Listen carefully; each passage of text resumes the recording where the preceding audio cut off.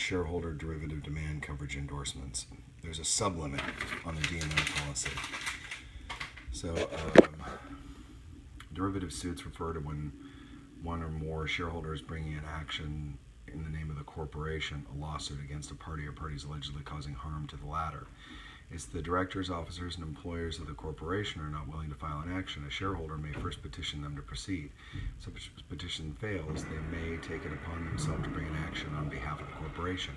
Any proceeds, damages, and interest in English law of successful action are awarded to the corporation and not the shareholder as the controlling claimant.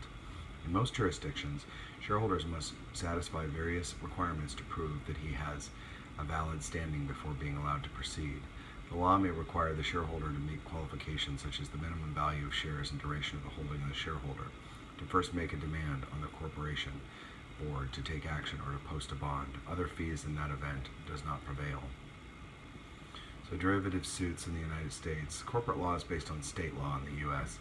Although the laws of each state differ, the laws of such states as Delaware, New York, California, and Nevada, where corporations often incorporate, institute a number of barriers to derivative suits. Generally, in these states, under the American Bar Association guidelines, the procedure for derivative lawsuits is as follows. First, eligible shareholders must file demand on the board.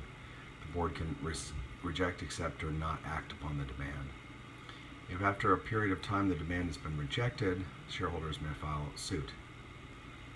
If the board accepts the demand, the corporation will file the suit. If rejected and not acted upon, the shareholder must meet additional pleading requirements.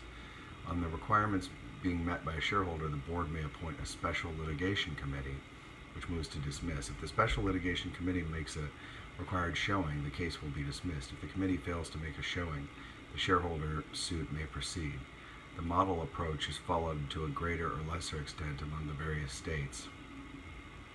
Derivative suits.